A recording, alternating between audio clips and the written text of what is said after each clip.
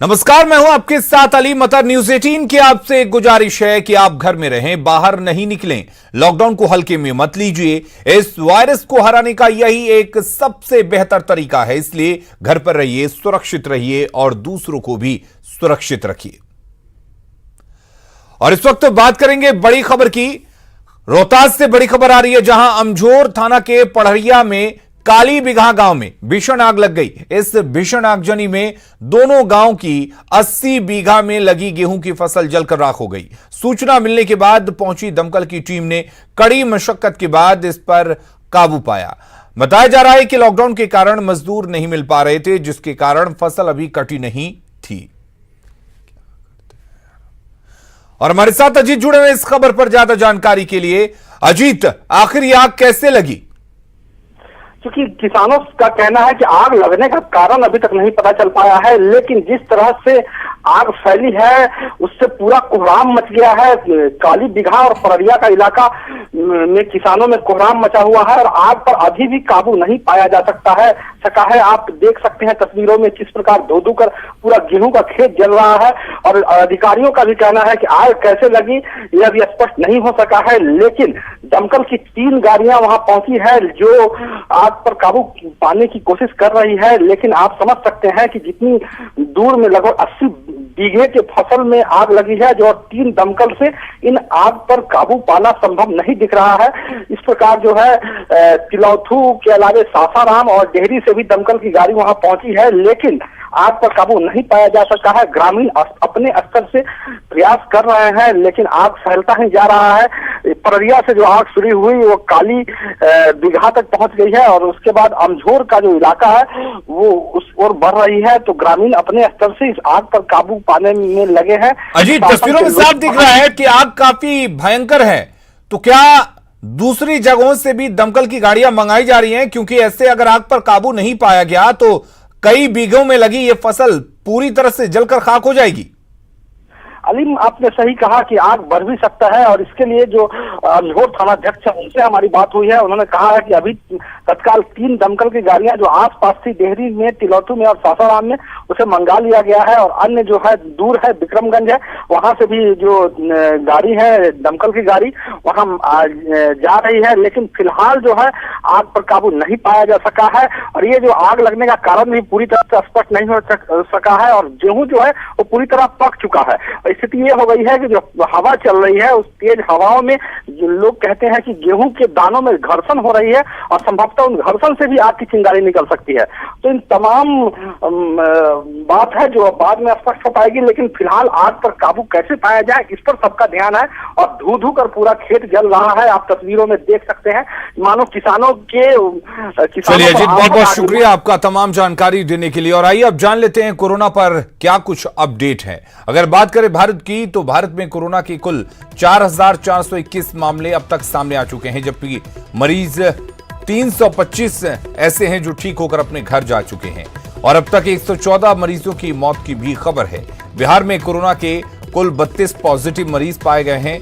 जो एक मरीज मुंगेर का रहने वाला था उसकी मौत हो गई। वहीं 9 लोग इलाज के बाद ठीक होकर वापस अपने घर जा चुके हैं। झारखंड की अगर बात करें तो झारखंड में 4 कोरोना के पॉजिटिव मामले सामने आए हैं। चारों का इलाज अभी चल रहा है। और कोरोना पर जान लेते हैं देश भर का हाल। देश भर की अगर बात करें तो कोरोना के 4421 संक्रमित मामले अब तक आ चुके हैं। देश भर में 326 लोग इलाज कराकर ठीक होकर अपने घर वापस लौट चुके हैं। तेलंगाना में इलाज कर रहे डॉक्टरों को 10% अधिक वेतन देने का बड़ा फैसला लिया गया है।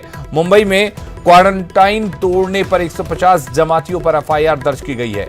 कोरोना पर केजरीवाल ने 5 पॉइंट का प्लान दिया हुआ है और योगी आदित्यनाथ ने लॉकडाउन नहीं खुलने के संकेत दिए हैं। और इसके अलावा कर्नाटक में सामने आए हैं कोरोना के 12 नए मामले। ये चिंता की बात है कर्नाटक के लिए। महाराष्ट्र में पिछले 12 घंटे में 23 नए मामले सामने आ चुके हैं। भोपाल में अब तक अकेले कोरोना वायरस के 74 केस आए हैं। भोपाल में इनकी तादाद काफी ज्यादा है। सोनिया गांधी ने सांसदों की सैलरी कट की तारीफ की है। आपको बता दें कि बिहार में तीसरे दिन भी कोरोना पॉजिटिव केस नहीं मिला है। बिहार के लिए एक बड़ी राहत की बात, नवादा से 74 सैंपल नेगेटिव आए हैं। 27 का हालांकि इंतजार किया जा रहा है, 27 जो रिपोर्ट आएंगे। भागलपुर में 2 कोरोना पॉजिटिव मरीज ठीक होकर अपने घर वापस लौट चुके हैं। जमुई में लॉकडाउन का उल्लंघन करने में 1 दर्जन बाइक को जब्त किया गया है। गोपालगंज में कल मृत मरीज की कोरोना रिपोर्ट नेगेटिव मिली है। राहत की बात है, देवघर में मां ललिता हॉस्पिटल बना कोविड-19 अस्पताल।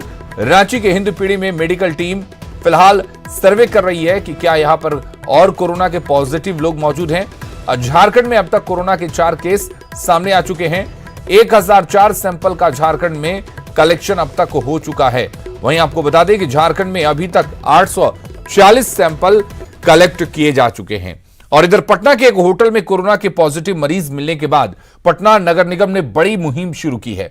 नगर निगम ने पटना के सभी होटलों को सैनिटाइज करने का फैसला लिया है, जिसकी शुरुआत नगर आयुक्त हिमांशु शर्मा ने की। उन्होंने बताया कि कोरोना के खतरे को देखते हुए एहतियातन यह कदम उठाया गया है।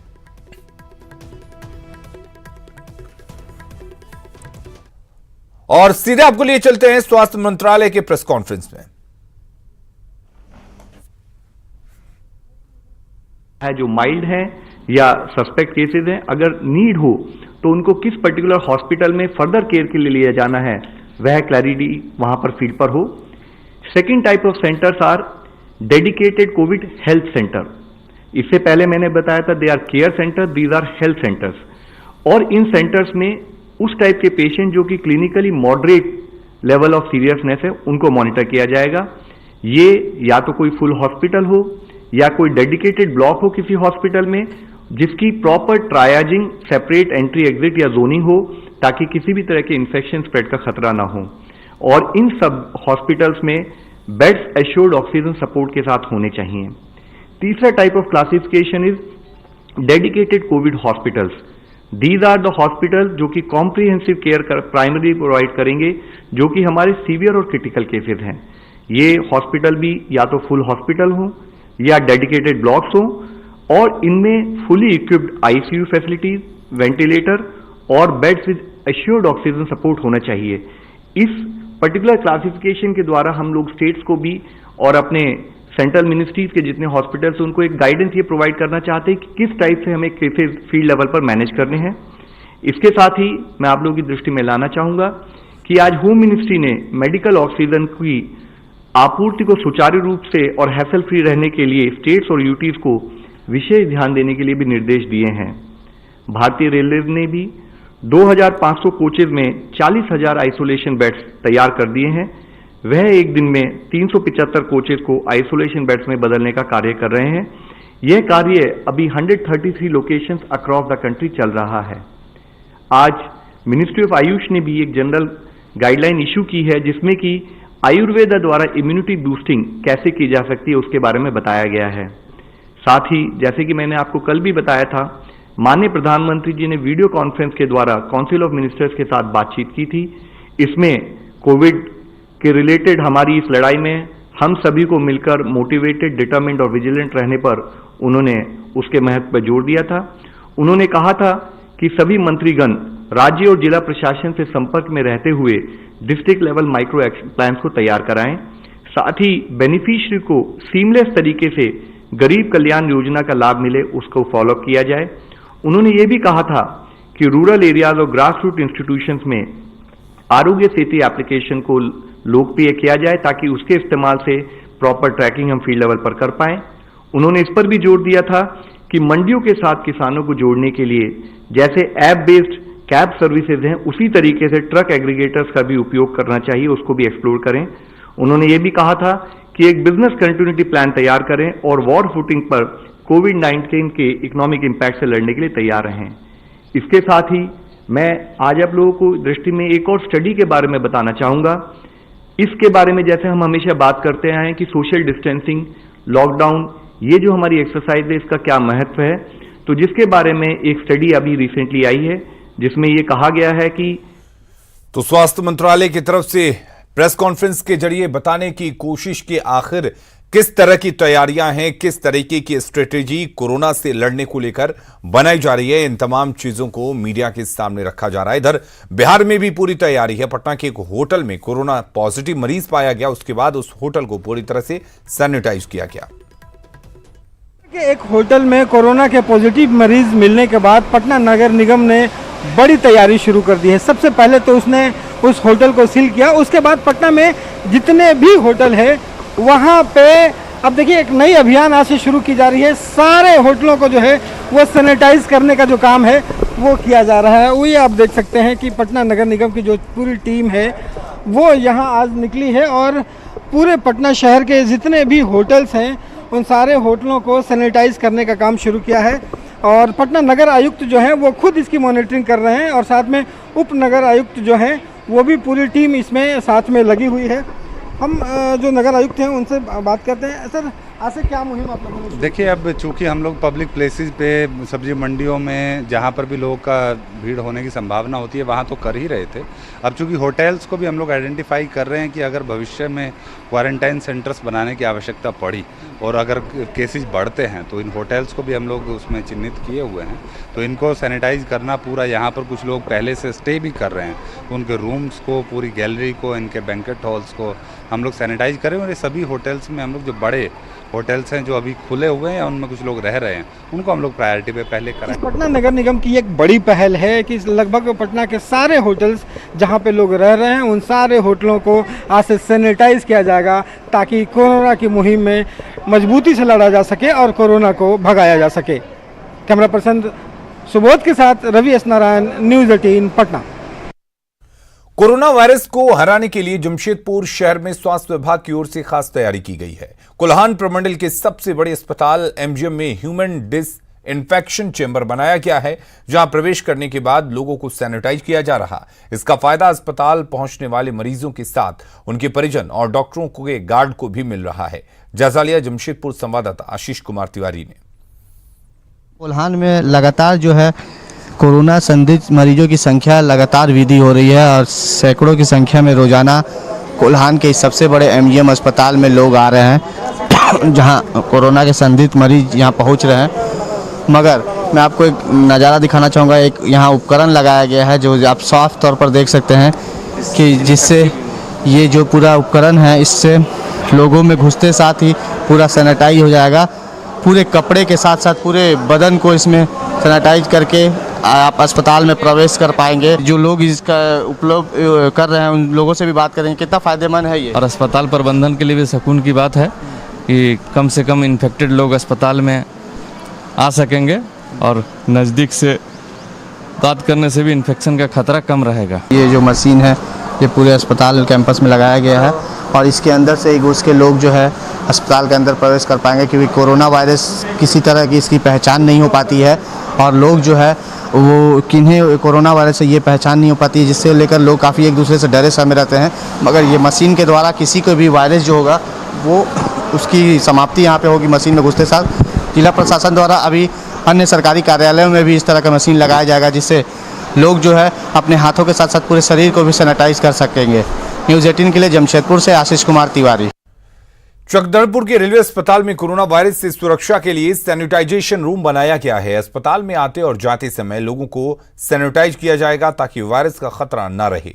जिला प्रशासन और चक्रधरपुर रेल मंडल के संयुक्त प्रयास के चलते ये पहल शुरू की गई है। जिला प्रशासन रेलवे अस्पताल के बाद ऐसे ही सैनिटाइजेशन रूम बाकी अस्पतालों में भी बनाने की तैयारी में है। जैसा कि स्टीम बात आप लोग करते हैं, इसी तरह का एक सैनिटेशन चैम्बर बनवाया गया है। लो कॉस्ट में 20 से 25 हज़ार के कॉस्ट में एक अच्छा इफेक्टिव ये एक सोल्यूशन निकाला है। अभी मैं मानता हूँ कि इससे काफ़ी उपयोग होगा। जो भी हॉस्पिटल्स होंगे हम लोगों को जहाँ ज़्यादा मरीजों का आना जाना होता है, विशेषकर कोविड-19 संबंधित पेशेंट्स या वैसे व्यक्ति आने की संभावना रहता है, तो वहाँ इस तरह का चैम्बर्स हम लोग बनाएंगे। इसका मेन मकसद है कि हेल्थ स्टाफ हो या कोई मरीज हो या कोई संदिग्ध हो, कोई भी यहाँ आता है तो यहाँ घुसने से पहले और यहाँ से निकलने के पहले, दोनों घुसने के पहले और निकलने के पहले दोनों बार अच्छे से सैनिटाइज होकर जाए। मुजफ्फरपुर में एक पूर्व मुखिया खुद अपने हाथों में सैनिटाइजेशन कर रहे हैं। वे भगवानपुर पंचायत के विभिन्न वार्डों में घूम घूम कर मजदूरों की मदद से छिड़काव करा रहे हैं। मौके का जायजा लिया हमारी संवाददाता सुधीर कुमार ने। संक्रमण से बचाव के लिए शहरी इलाकों में सैनिटाइजेशन का काम जोर शोर से चल रहा है, लेकिन ग्रामीण इलाके अभी भी सरकार की नज़र में कम है, वहाँ फोकस कम है। तो ऐसे देखते हुए जनप्रतिनिधियों ने और स्थानीय लोगों ने इस जिम्मेदारी को थामा है। मुजफ्फरपुर में हम आपको एक दृश्य दिखाते हैं कि एक पूर्व मुखिया है, सैनिटाइजेशन की जिम्मेदारी इन्होंने खुद ली है और आप देख सकते हैं कि खुद इनके हाथों में नोजल है, ये खुद से अपने इलाके में कर रहे हैं। जरा बात करेंगे उनसे। हर दिन सुबह में 7 बजे मैं 2 टैंकर माल रेडी करता हूँ सैनिटाइजिंग का जो मापदंड है उसके अनुसार, जिसमें ब्लीच, मिट्टी तेल, नुबान एक केमिकल आता है और साथ में फिनाइल, इसका मिश्रण तैयार अपने घर पे करवाता हूँ और अपने सहयोगी और वार्ड मेंबर के द्वारा हर मोहल्ले हर घर में 30 फीट से 20 फीट ऊपर से लेके रोड तक सैनिटाइजेशन का काम कर रहा हूँ। अभी फंडिंग अपना खुद का और अपने सारे सहयोगियों के द्वारा इकट्ठा करके और इसका मटेरियल खरीद के खुद से करवा रहा हूँ। मुखिया जी का प्रयास बहुत ही सराहनीय है। इस तरह का प्रयास और कहीं नहीं देखने को मिला है, लेकिन हम लोग बहुत गौरवान्वित हैं कि हम लोग के ऐसे योग्य मुखिया हैं। जो दूसरे जनप्रतिनिधि हैं उन्हें भी इनसे सीख लेनी चाहिए और उन्हें भी अपने अपने इलाकों में लोगों के बचाव के लिए इस तरीके से अपना कार्य करना चाहिए। Sudhir Kumar, news 18, Muzaffarpur. Corona virus से बचाव को लेकर अररिया में भी स्वच्छता पर विशेष ध्यान दिया जा रहा है। यहां सब्जी मार्केट में सोशल डिस्टेंस का भी ख्याल रखा जा रहा है। मौके का जायजा लिया संवाददाता सतीश कुमार ने। देश में लॉकडाउन का पालन किया जा रहा है। अभी ऐसे में हम अररिया में हैं। अररिया का हाई स्कूल है और यहाँ पर सब्जी मार्केट शिफ्ट किया गया है। यहाँ की सबसे खास बात यह है कि जो आप देख रहे हैं कि यहाँ पर सैनिटाइजिंग की व्यवस्था की गई है रेड क्रॉस की तरफ से। जो सब्जी खरीदने के लिए यहाँ पर आ रहे हैं वो हाथ धोकर जाते हैं और उसके बाद जो सब्जी खरीद कर जो वापस आते हैं वो भी हाथ धो रहे हैं। ऐसे में हमारे साथ यहाँ के कुछ लोग हैं, उन्हीं से जानते हैं कि किस तरीके से की व्यवस्था है, किस तरह का व्यवस्था है यहाँ पे। बहुत अच्छा व्यवस्था है। लोग आते हैं तभी हाथ धोते हैं और जाते हैं तभी हाथ धोते हैं और अपने सेहत का देखभाल करते हैं। सोशल डिस्टेंस का पालन कर रहे हैं आप लोग? जी, पालन कर रहे हैं। आप बताइए क्या व्यवस्था है यहाँ पर? ये हम लोग रेड क्रॉस सोसाइटी से हैं, अररिया रेड क्रॉस सोसाइटी। जिला प्रशासन के द्वारा हम लोगों को आदेश दिया गया है कि लॉकडाउन को मद्देनजर रखते हुए सोशल डिस्टेंसिंग पालन करना है और हाथ भी हर 20 मिनट में धुलना है। तो आपने देखा कि साफ तौर पर जो रेड क्रॉस के जो युवा संयोजक है यहाँ पर बहुत अच्छी व्यवस्था है और स्वच्छता को काफ़ी महत्व दिया जा रहा है। ऐसे में लॉकडाउन का जो पालन है और सोशल डिस्टेंस का जो पालन है अररिया में बखूबी निभाया जा रहा है। सतीश कुमार, न्यूज़ 18 अररिया। लॉकडाउन में भी बेवजह घरों से बाहर निकलने वालों और यातायात नियम तोड़ने वालों के खिलाफ पुलिस सख्ती से पेश आ रही है। राजा बाजार के पास चेकिंग अभियान में जुटी पुलिस ने नियम तोड़ने वालों से उठक बैठक कराया। लॉकडाउन का पालन नहीं करने वाले और हेलमेट नहीं पहनने वाले पर पटना पुलिस लगातार सख्ती से जो है कार्रवाई कर रही है। इस वक्त राजा बाजार में आपको दिखा रहे हैं, देखिए कि 2 युवक को रोककर जो है पुलिस अभी लगातार जो है उठी बैठी करवा रही है, यानी उठक बैठक जो है लगातार चल रहा है और पुलिस जो है चालान काटने के एवज में अब उठक बैठक भी करवा रही है, क्योंकि जो लोग हैं वो घरों से बाहर बेवजह निकल रहे हैं। सर चावल लेने खाने निकले थे, चावल नहीं घर में, बाल बच्चा भूख मर रहा है सर। क्यों निकल गए बाहर? चावल लेने के लिए आए थे सर। लॉकडाउन है तो आप टाइम पर क्यों नहीं सर? से क्या भूखे मरेगा बाल बच्चा? हमारा लाइसेंस है? हमारा कुछ नहीं है सर। तो फिर कैसे बाइक कैसे चलाने लगे बिना लाइसेंस के? बोला कि जाओ लेके चलाओ, चावल खा लिए जो लेके चलाओ। हो? हाँ गलती की है सर। आज के बाद नहीं करेंगे, क्या नहीं रहे सर। लॉकडाउन के कुछ नहीं मान रहे हैं, जिस पर कार्रवाई की जा रही है और हिदायत किया जा रहा है कि लॉकडाउन पालन के उसको हिदायत कर रहे हैं और समझा बुझा रहे हैं, उस पर कार्रवाई भी कर रहे हैं। जो बैठक के बाद कुछ सजा मिली है लग रहा है? हाँ सजा मिली है, कुछ कम हुआ है। जो हेलमेट नहीं लगाते हैं उसका फाइन भी हम कर रहे हैं, उसका जो फाइन होता है फाइन भी कर रहे हैं। लॉकडाउन का पालन अब करवाना? हाँ, लॉकडाउन पर कोशिश है कि हर हमेशा उसको हर हाल में उसको पालन कराना है। कि जो लोग बिना हेलमेट का चल रहे हैं या फिर घरों से बाहर निकल रहे हैं बाइक पर सवार होकर, उन लोगों पर लगातार पुलिस जो है कार्रवाई करने में जुटी है। कैमरामैन मनोज के साथ रजनीश कुमार, न्यूज़ 18 पटना। और खबरों का सिलसिला लगातार जारी है, बने रहिए हमारे साथ।